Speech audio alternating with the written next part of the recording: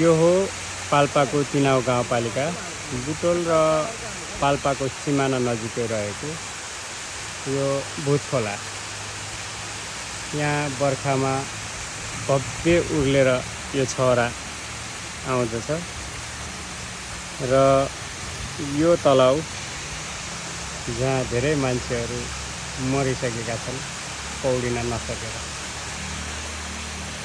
यस्तो खालको छ भूतखोला छहरा। यो सिद्धार्थ राजमार्ग पोखरा जाने बाटो हो। यहाँबाट बुटोल र योबाट पाल्पा हुँदै पोखरा जाने बाटो। नजिकै रहेको यो भूतखोला।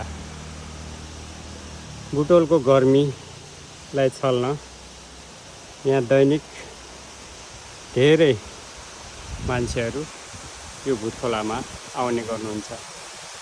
म पनि यो पाल्पा घुम्ने क्रममा भूतखोला आइपुगेको छु। धन्यवाद।